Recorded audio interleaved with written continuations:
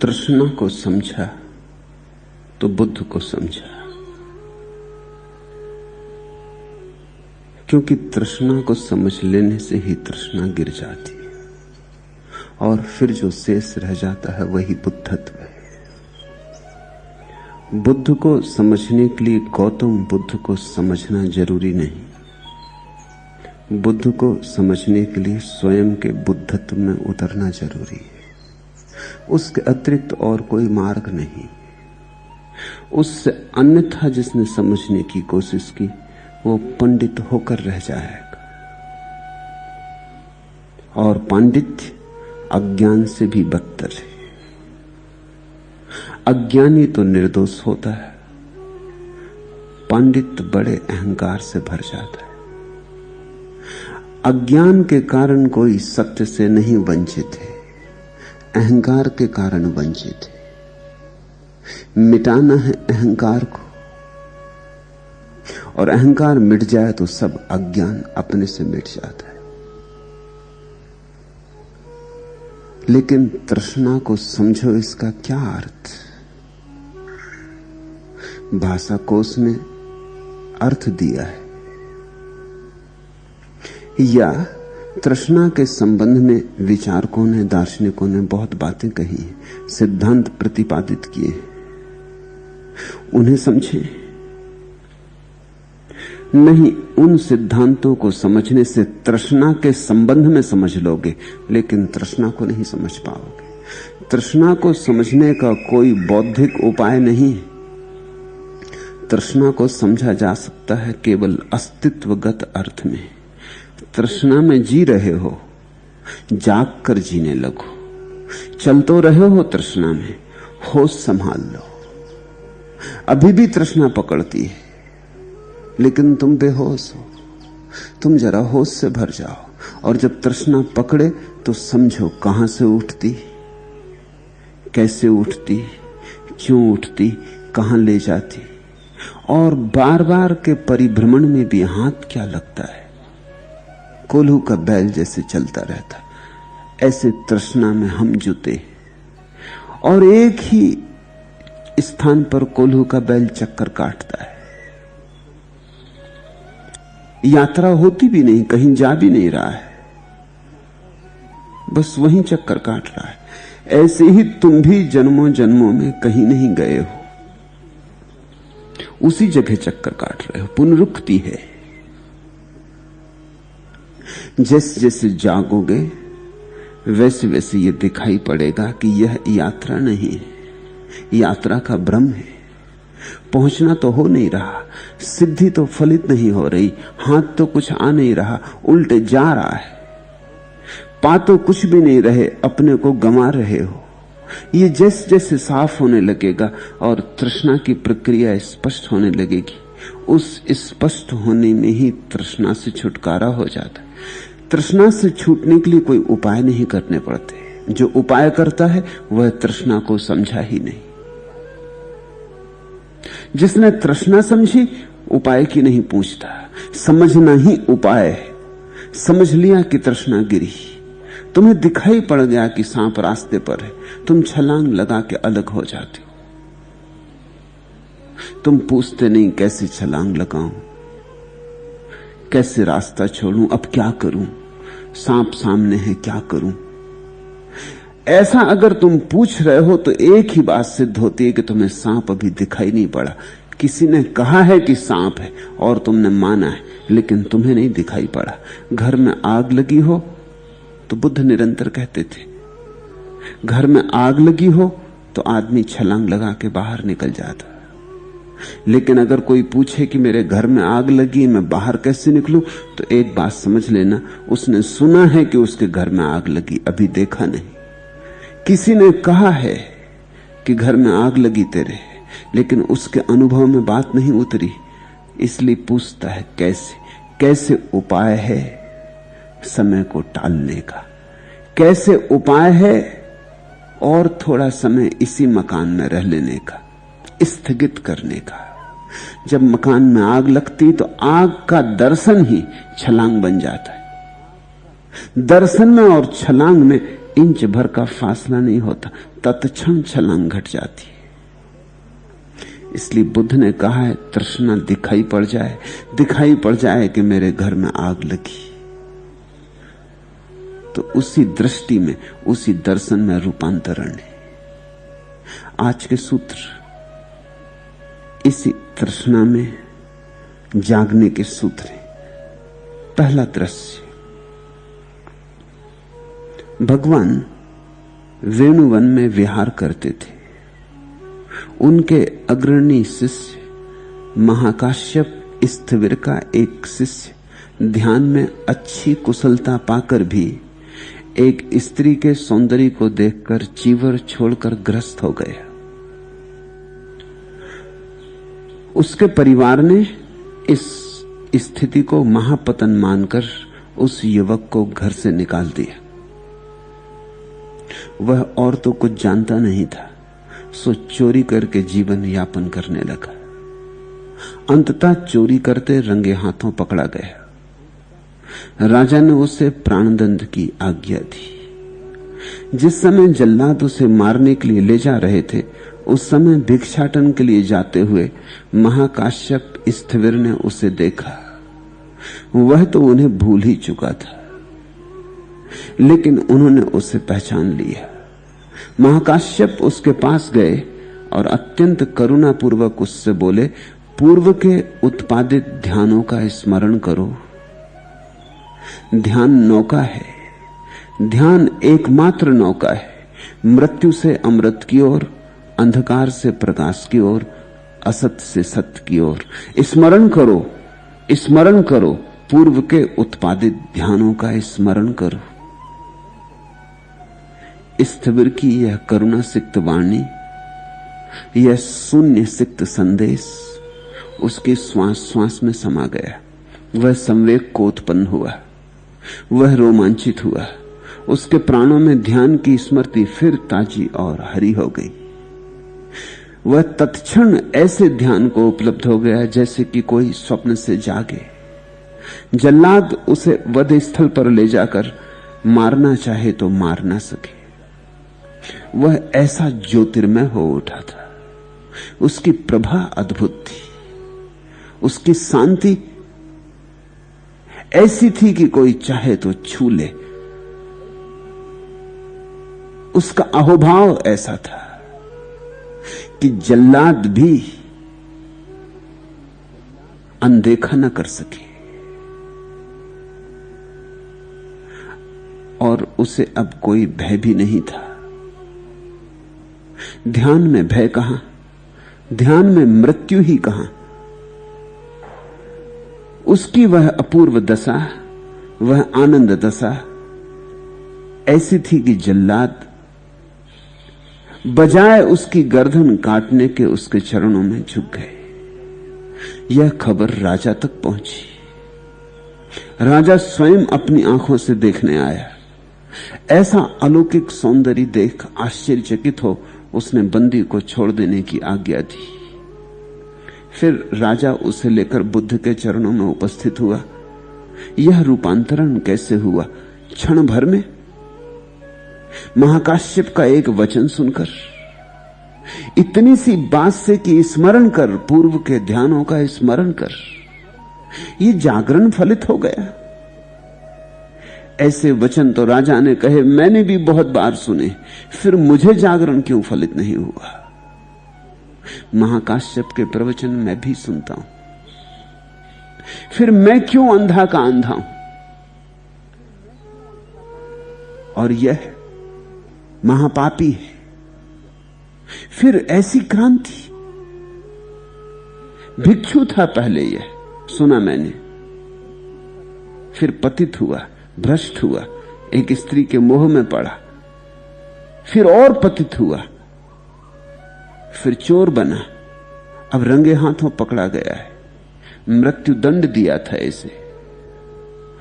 और महाकाश्यप का एक वचन सुन के कि ध्यान को स्मरण कर पूर्व के ध्यानों को, एकदम ज्योतिर्मय उठा।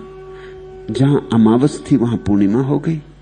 राजा पूछने लगा बुद्ध को, मैं जानना चाहता हूं प्रभु, यह कैसे हुआ? बुद्ध ने कहा, ध्यान के जादू से। और फिर बंदी की ओर उन्मुख होकर ये गाथाएं कही। इन गाथाओं को सुन और भगवान की सन्निधि पुनः पा वह बंदी तत्क्षण अरहत्व को उपलब्ध हुआ, अर्थात उसका ध्यान समाधि बन गया। पहले इस दृश्य को ठीक से हृदय में बैठ जाने दें, फिर हम सूत्रों में जाएंगे। भगवान वेणुवन में विहार करते थे। विहार शब्द विशिष्ट अर्थ वाला है। विहार का अर्थ होता है जो मिट गया और फिर भी जी रहा है, जिसकी जीने में कोई वासना नहीं रही, जो जीने के लिए एक क्षण भी आतुर नहीं है, फिर भी जी रहा है। विहार का अर्थ है जिसका जीवन कार्य पूरा हो गया, लेकिन अतीत की शारीरिक संपदा के कारण जी रहा है। जैसे तुम साइकिल चलाते हो, पैडल मारते हो, 2 मील तक पैडल मार के साइकिल चलाई, फिर तुम पैडल चलाना बंद कर दिए, तो भी फरलांग 2 फरलांग साइकिल पुराने गति के आधार पर चल जाएगी, पैडल बिना मारे चल जाएगी। ऐसी ही घटना घटती विहार में। जब कोई व्यक्ति बुद्धत्व को उपलब्ध हो जाता है तो उसने पैडल मारने बंद कर दिए, लेकिन जन्मों जन्मों पैडल मारे तो जन्मों जन्मों की जो संचित शक्ति है वह अपने आप काम करती रहती। कुछ वर्षों तक, कुछ फरलांगों तक वह व्यक्ति और भी जीता चला जाता है, लेकिन जीने में अब उसकी कोई इच्छा नहीं। और ऐसा भी मत समझना कि उसकी मरने में कोई इच्छा है। न तो जीने में कोई इच्छा है, न मरने में कोई इच्छा है। तुम कहोगे जब जीने में कोई इच्छा नहीं तो मर क्यों नहीं जाता? उसकी इच्छा ही कोई नहीं, चुनाव ही कोई नहीं। जिए तो ठीक, मरे तो ठीक, जो हो वही ठीक। उसका अपना कोई संकल्प नहीं, ऐसा हो ऐसा ठीक, वैसा हो वैसा ठीक। मौत आ जाए तो स्वागत, जीवन चलता रहे तो स्वागत। भीतर कोई अपेक्षा नहीं। ऐसी चित्त दशा में जो आदमी जीता है उसके जीवन का नाम विहार। यह अपूर्व घटना है।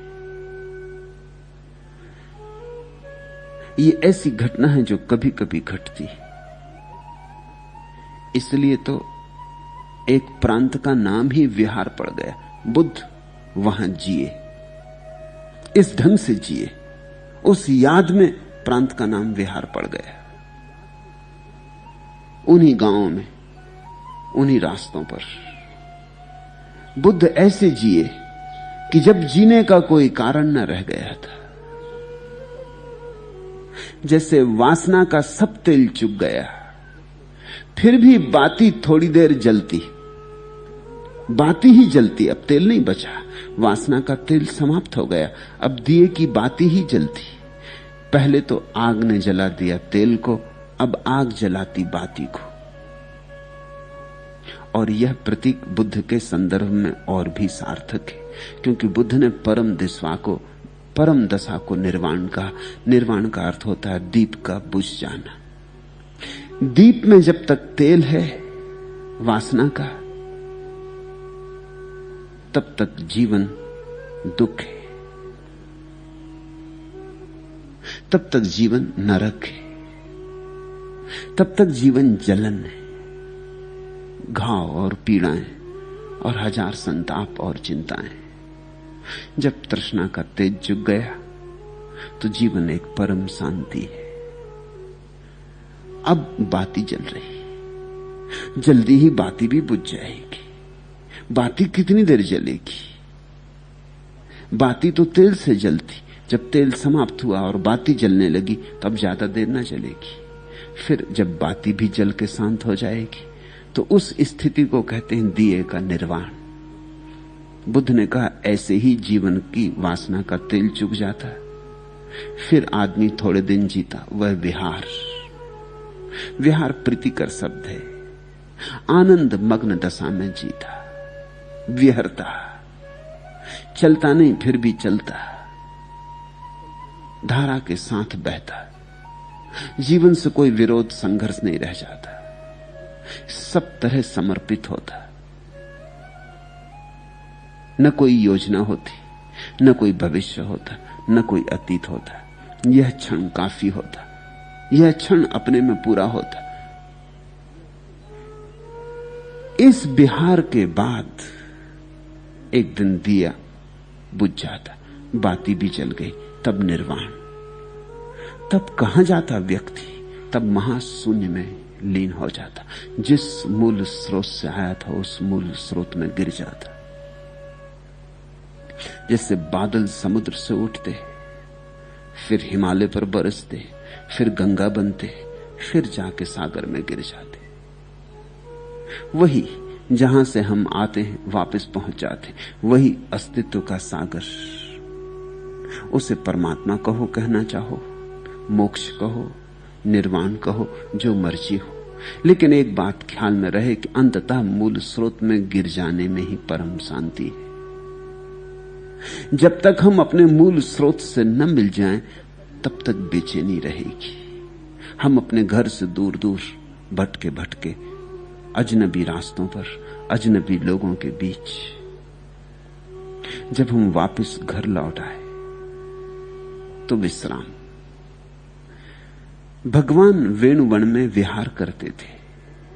उनके अग्रणी शिष्य महाकाश्यप स्थविर का एक शिष्य ध्यान में अच्छी कुशलता पाकर भी एक स्त्री के सौंदर्य को देखकर चीवर छोड़कर ग्रस्त हो गया। महाकाश्यप बुद्ध के श्रेष्ठतम शिष्यों में एक, श्रेष्ठतम भी कहो तो भी चूक ना होगी, तो भी अतिशयोक्ति ना होगी। महाकाश्यप से ही ज़ेन संप्रदाय का जन्म हुआ, और इस छोटे से दृश्य में भी तुम ज़ेन संप्रदाय का रस पाओगे, स्वाद पाओगे, उसकी पहली झलक पाओगे। मैंने तुमसे बहुत बार ज़ेन के जन्म की कथा कही है कि एक सुबह बुद्ध फूल लेकर आए, कमल का फूल, और बैठकर उस फूल को देखते रहे। प्रवचन सुनने भिक्षु इकट्ठे हुए थे, लेकिन वे कुछ बोले नहीं, एकटक फूल को ही देखते रहे। सन्नाटा छा गया। लोग बड़े जिज्ञासु होके बैठे थे सुनने को, और बुद्ध बोले नहीं, बोले नहीं, बोले नहीं। फिर बेचैनी होने लगी। लोग एक दूसरे की तरफ देखने लगे कि मामला क्या है। ऐसा कभी नहीं हुआ था कि बुद्ध चुप रहे हो। बोलने आए थे तो बोले थे कुछ, आज क्या हुआ है? लोगों की ये बेचैनी और एक दूसरे की तरफ देखना और इशारे करना देखकर महाकाश्यप जोर से हंसने लगा। उसकी हंसी, बुद्ध ने आंखें ऊपर उठाई, महाकाश्यप को पास बुलाया और फूल महाकाश्यप को भेंट दे दिया और कहा, महाकाश्यप, तुझे मैं वह देता हूं जो वाणी से नहीं दिया जा सकता। इन से सबको मैंने वह दिया जो वाणी से दिया जा सकता है। तुझे वह देता हूं जो अव्याख्य है, जो वाणी से परे। ये फूल संभाल, ये प्रतीक है, ये तेरी संपदा। ये ज़ेन संप्रदाय का जन्म था, वाणी के परे, शास्त्र के परे। कोई नहीं जानता बुद्ध ने क्या दिया। बुद्ध ने बुद्धत्व दिया। जैसे एक दिए की ज्योति दूसरे बुझे दिए पर पहुंच जाए, बुझा दिया कोई जले दिए के करीब ले आए। एक क्षण आता जब छलांग लग जाती, दोनों दिए जल उठते। जो जल रहा था दिया, उसका तो कुछ भी नहीं खोता, जो बुझा था उसे सब कुछ मिल जाता। बुद्ध के पास से कुछ भी नहीं गया और महाकाश्यप को सब मिल गया। फिर इसी ढंग से ज़ेन एक गुरु के द्वारा दूसरे गुरु को दिया गया है। महाकाश्यप का एक शिष्य ध्यान में अच्छी कुशलता पाकर भी, ध्यान रखना, ध्यान में अच्छी कुशलता पाकर भी पतन हो जाता है। जब तक ध्यान समाधि न बन जाए तब तक पतन की संभावना है। सच तो यह है कि जैसे जैसे ध्यान गहरा होगा वैसे वैसे पतन की संभावना बढ़ती। तुम कहोगे ये तो बात उल्टी हुई। ये बात उल्टी नहीं है। जैसे जैसे तुम पहाड़ की चोटी के करीब पहुंचने लगते हो वैसे वैसे गिरने का खतरा बढ़ता है। रास्ते सक्रिय होने लगते हैं, ऊंचाई तुम्हारी बढ़ गई होती, खाई खड्ड गहरे होने लगते, क्योंकि जितने तुम ऊंचे होते हो उतनी खाई गहरी होती। जरा फिसले की गिरे, और जरा फिसले तो बुरी तरह गिरे। जितनी ऊंचाई से गिरोगे उतनी भयंकर चोट होगी। कोई सीधे सपाट रास्ते पे गिर जाता तो उठ के खड़ा हो जाता, लेकिन कोई पहाड़ की ऊंचाई से गिरता है तो शायद समाप्ति हो जाए, उठ के खड़े होने की क्षमता ही ना बचे, हड्डी पसलियां टूट जाएं या प्राणांत ही अंत हो जाए। तब तक खतरा रहता है जब तक कि तुम पहाड़ के शिखर पर पहुंचकर बैठ नहीं गए। उस पहाड़ के शिखर पर बैठ जाने का नाम समाधि। समतल भूमि से शिखर तक पहुंचने के बीच का मार्ग ध्यान, और जैसे जैसे ध्यान बढ़ता वैसे वैसे खतरा बढ़ता है। तो मत सोचना मन में ऐसा कि ध्यान में अच्छी कुशलता पाकर और पतित हो गए, तभी कोई पतित होता है। तुम तो पतित हो ही नहीं सकते। तुम्हारे पतित होने का अर्थ क्या होगा? तुमने कभी भोग भ्रष्ट ऐसा शब्द सुना? योग भ्रष्ट शब्द सुना होगा। भोग भ्रष्ट तो कोई होता ही नहीं। भोग में तो जो है वो भ्रष्ट है ही, वो तो खाई खड्ड में जी रहा है और गिरने का उपाय नहीं। तुमने नरक से किसी को गिरते सुना? और कहां गिरोगे? और गिरने को जगह कहां, स्थान कहां? आखिरी जगह तो पहले ही पहुंच गए। स्वर्ग से लोग गिरते हैं, नरक से नहीं गिरते। जिन्हें गिरने से डर लगता हो उन्हें नरक जाना चाहिए। नरक में बड़ी सुविधा है, बड़ी सुरक्षा है, वहां कोई गिरता ही नहीं, वहां से कभी कोई भ्रष्ट नहीं होता। स्वर्ग में खतरा है, जिस जैसे ऊंचे बढ़े खतरा बढ़ा, जितनी ऊंचाई आई उतना खतरा भी बढ़ा। खतरा भी बढ़ता है, साथ ही साथ शिखर भी करीब आ रहा। दो बातें एक साथ होने लगती। शिखर करीब आ रहा है, अगर मिल गया तो सदा के लिए मुक्त हो जाओगे, समाधान हो जाएगा, फिर कहीं जाने को ना बचा। जब जाने को ना बचा फिर भी नहीं गिर सकते, क्योंकि अब जाते ही नहीं, चलते ही नहीं, उठते ही नहीं, ठहर गए, स्थिर हो गए। समाधि यानी स्थिरता। इसलिए कृष्ण ने समाधि को कहा स्थिति प्रज्ञा। जिसकी प्रज्ञा स्थिर हो गई, स्थिर हो गई, अकंप हो गई। जब अकंप हो गए, चलते ही नहीं, तो फिर गिरोगे नहीं। ध्यान में गति है, समाधि में गति का अंत है। पहुंच गए मंजिल पर। ध्यान यात्रा है, भटकने का उपाय है, और जैसे जैसे ध्यान की ऊंचाई बढ़ती वैसे वैसे भटकने का, गिरने का ज्यादा से ज्यादा सावधानी की जरूरत पड़ती है। फिर एक कारण से और भी गिरने का खतरा बढ़ता है। अगर बाहर की ही बात होती कि खाई खड्ड बड़े हो गए तो थोड़े संभल के चलने से चल जाता, लेकिन भीतर भी एक खतरा है, क्योंकि तुम्हारी वासनाएं इसके पहले की समाधि मिल जाए तुम पर आखिरी हमला करेंगी। कोई भी जल्दी हार नहीं जाना चाहता। जब तुम ध्यान के शुरू कदम उठाते हो तो वासना बहुत चिंता नहीं लेती, कोई खतरा नहीं है। लेकिन जब तुम शिखर के करीब पहुंचने लगते हो तो वासना को साफ होने लगता है कि अब मेरी मौत करीब आई, 2-4 कदम और कि मैं मरी। इस आदमी का पहुंचना और मेरा मरना एक ही है। तृष्णा का मरना और तुम्हारा पहुंचना एक ही है। तृष्णा मरे तो तुम पहुंचो, तुम मरे तो तृष्णा, तुम पहुंचे तो तृष्णा मरी। तो तृष्णा आखिरी जोर मारेगी। इसलिए तुम कहानियां पढ़ते हो ऋषि मुनियों की कि नग्न अप्सराएं उनके आसपास नाचने लगी। ये अप्सराएं कहां से आती हैं? स्वर्ग से नहीं आती। उर्वशियां स्वर्ग में नहीं बसती, उर्वशियां तुम्हारे उर में बसती हैं, इसलिए उनका नाम उर्वशी है। वो तुम्हारे हृदय में बसी। वो तुम्हारी ही काम वासना से उठती, वो तुम्हारी ही तृष्णा का आखिरी हमला है। तृष्णा आखिरी चेष्टा कर रही है, आखिरी जाल फेंक रही है। इसके पहले कि पराजय हो जाए पूरा जोर मारती। तो ये जो महाकाश्यप का शिष्य है, ध्यान में अच्छी कुशलता पा लिया था, फिर एक स्त्री के सौंदर्य को देखकर चीवर छोड़कर ग्रस्त हो गया। त्याग कर दिया उसने भिक्षु वेश का, सन्यास त्याग दिया और ग्रस्त हो गया। भूला ध्यान, भूला मार्ग, तृष्णा जीती, वह हारा। तृष्णा जीती, चेतना हारी।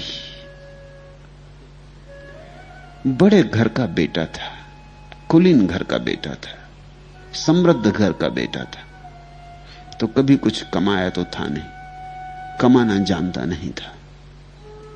फिर हो गया था भिक्षु, सो कमाने का प्रश्न ही ना बचा था। ध्यान रखना, अगर राजा का बेटा साम्राज्य खो दे तो सिवाय भिखारी होने के और कोई उपाय नहीं रह जाता, या चोर हो जाए, दो ही उपाय बचते। सम्राट के बेटे ने कभी कुछ किया तो था नहीं जो कर सके। सम्राट ही हो सकता था, एक ही कला जानता था सिंहासन पर बैठने की। अब सिंहासन गया तो अब दो ही विकल्प बचते हैं, या तो भिखारी हो जाए या चोर हो जाए। और जिसमें थोड़ा भी सम्मान है वो भिखारी होने की बजाय चोर होना पसंद करेगा। ये युवक जब घर आया तो उसके परिवार ने इसे महापतन मान के उसे घर से निकाल दिया। वे दिन बड़े अद्भुत थे। अब दुनिया बदली, अब तो तुम संन्यास्त हो जाओ तो घर के लोग समझेंगे महापतन हो गए। वे दिन और थे। संन्यास्त कोई होता था तो घर के लोग सौभाग्य मानते थे। चलो एक व्यक्ति तो संन्यास्त हुआ घर में, एक दिया तो जला, एक फूल तो खिला। लोग सम्मानित होते थे। और जब कभी कोई संन्यास से भ्रष्ट होता था तो घर के लोगों की पीड़ा का अंत नहीं रह जाता था। घर के लोगों ने इसे महापतन मान के उसे घर से निकाल दिया। यह अपमानजनक था परिवार के गौरव के लिए, यह परिवार के स्वाभिमान के लिए भयंकर चोट थी कि उनका बेटा बुद्ध के पास जाके महाकाश्यप जैसे अद्भुत व्यक्ति के शिष्यत्व को स्वीकार करके और पतित हो जाए। यह उनकी चेतना धारा पर बड़ा लांछन था। उन्होंने बेटे को निकाल बाहर कर दिया। वह और कुछ तो जानता नहीं था, सो चोरी करके जीवन यापन करने लगा।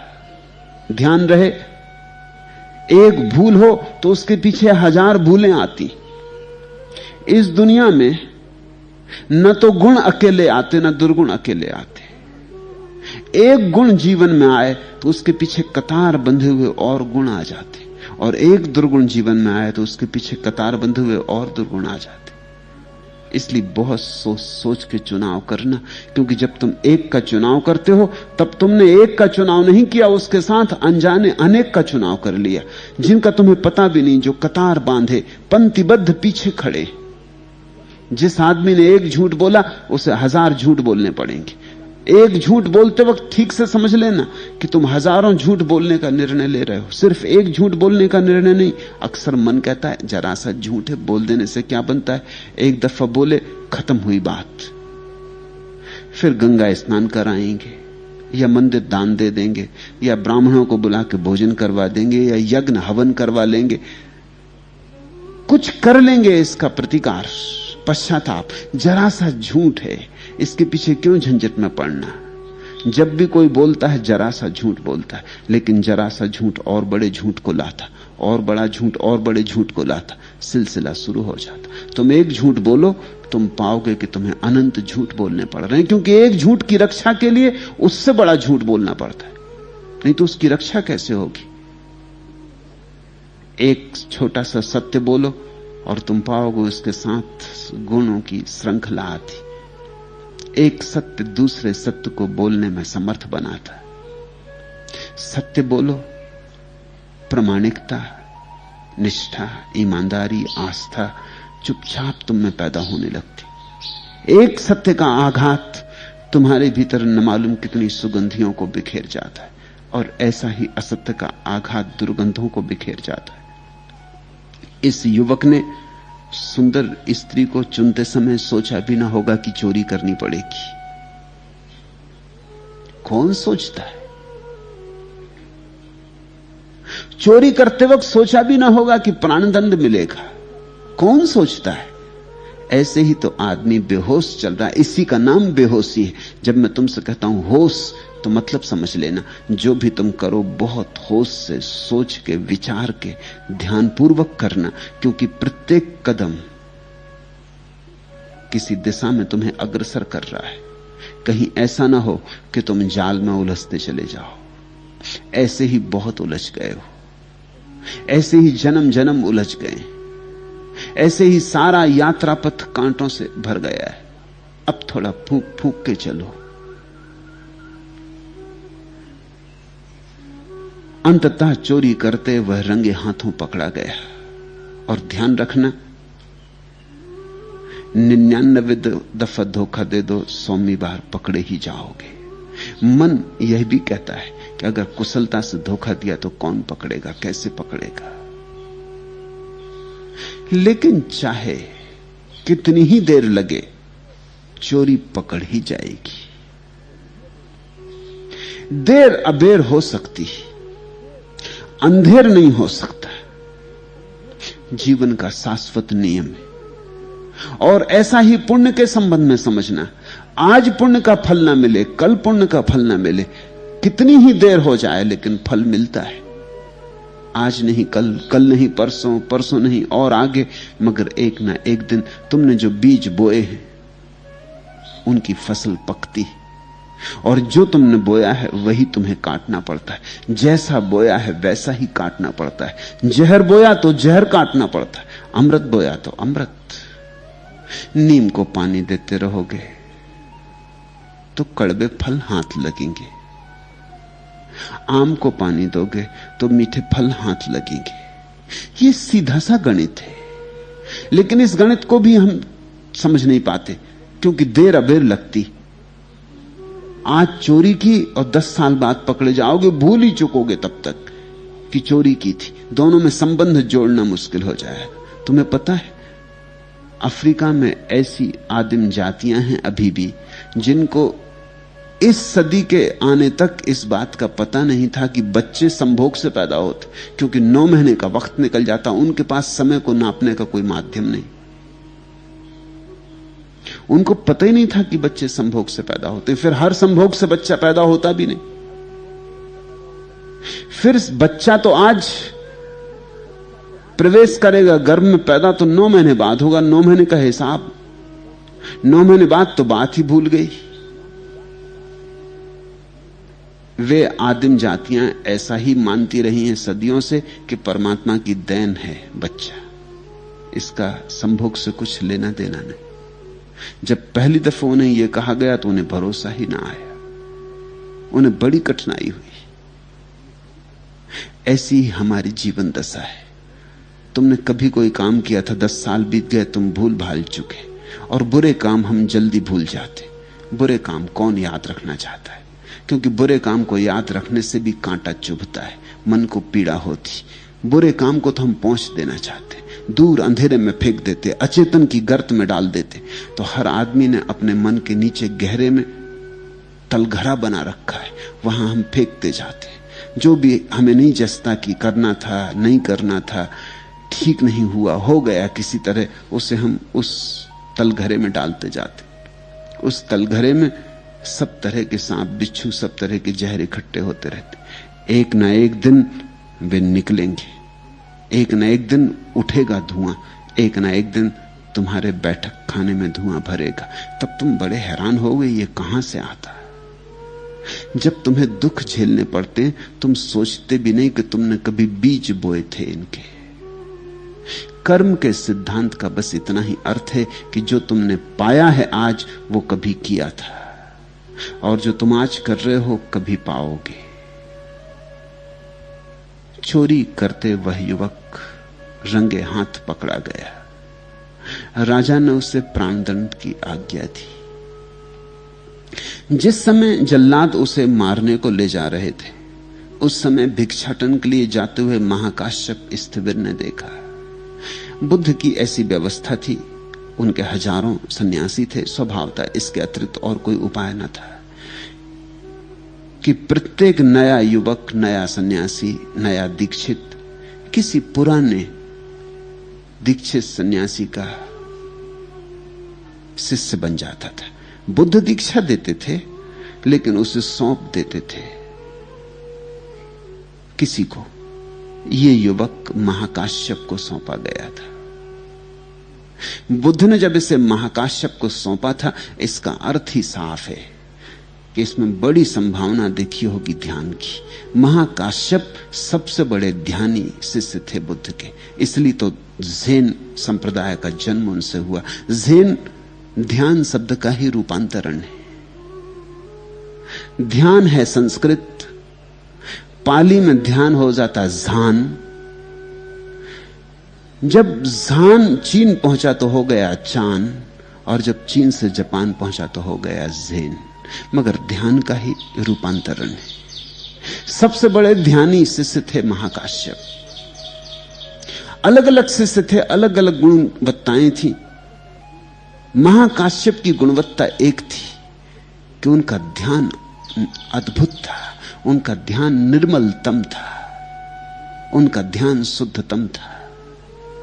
वो पारस पत्थर थे, जो उनके पास आ जाता सोना हो जाता, ध्यानी हो जाता। जब बुद्ध ने इस युवक को महाकाश्यप को सौंपा था कि संभालो इसे, इसी में सूचना है इस युवक की बड़ी संभावनाएं थी। यह समाधिस्थ हो सकता था, तभी बुद्ध ने सौंपा था। और शायद तीव्रता से बढ़ा होगा ध्यान में, गति से गया होगा। जो गति से जाता है उसके गिरने की संभावना भी ज्यादा होती।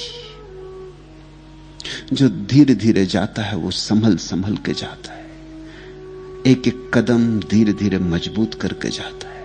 जो धीरे धीरे जाता है उसके गिरने की संभावना कम होती, देर से पहुंचता है। जो जल्दी जाता है वो जल्दी पहुंच सकता है, लेकिन बहुत खतरा यह है कि वो जल्दी ही गिर भी जाए। जिस समय जल्लाद उसे मारने ले जा रहे थे, महाकाश्यप भिक्षा मांगने निकले थे। महाकाश्यप ने देखा जल्लाद उसे जंजीरों में बांधे वध स्थल की तरफ ले जा रहे। वह तो उन्हें भूल ही चुका था। वह भूलता नहीं तो चूकता ही क्यों? जिसको एक साधारण सी स्त्री में ज्यादा सौंदर्य दिखाई पड़ा महाकाश्यप की बजाय, वो उसी क्षण भूल गया, वो उसी क्षण चूक गया। कहां महाकाश्यप का सौंदर्य? सदियों से लोग जिन्होंने ध्यान साधा है महाकाश्यप की याद करते। आज तो बीते 2500 साल हो गए, लेकिन अब भी चीन में, जापान में, थाईलैंड में, बर्मा में, जहां जहां बौद्धों की अभी भी परंपरा जीवित है, लोग पूछते हैं महाकाश्यप के संबंध में। अब भी विचार करते, अब भी पूछते हैं महाकाश्यप को बुद्ध ने क्या दिया था। 2500 साल में भी ये प्रश्न अभी जीवंत है कि महाकाश्यप को जो फूल दिया था उसमें क्या दिया था, महाकाश्यप को क्या दिया था बिना शब्दों के। जो किसी को नहीं दिया वो महाकाश्यप को दिया था। तो उसका अर्थ हुआ असली चीज महाकाश्यप को मिली। औरों के हाथ शब्द लगे, सिद्धांत लगे, ज्ञान लगा, महाकाश्यप के हाथ ध्यान लगा। और ध्यान तो आखिरी संपदा है। क्या दिया था महाकाश्यप को? महाकाश्यप उज्ज्वलतम शिष्य हैं बुद्ध के। महाकाश्यप दूसरे बुद्ध हैं बुद्ध की परंपरा में। और इस युवक को महाकाश्यप में सौंदर्य न दिखाई पड़ा और एक स्त्री में सौंदर्य दिखाई पड़ा। मूल कथा में जो बात कही है वो मैंने छोड़ दी। कल किसी ने पूछा था कि आप मूल कथा में से कभी कभी कुछ छोड़ देते, कभी कुछ जोड़ देते। कारण से ऐसा करता हूं। मूल कथा में तो कहा है किसी स्त्री के गुह स्थान को देखकर। मैंने उसे छोड़ दिया, वो अभद्र मालूम होता है।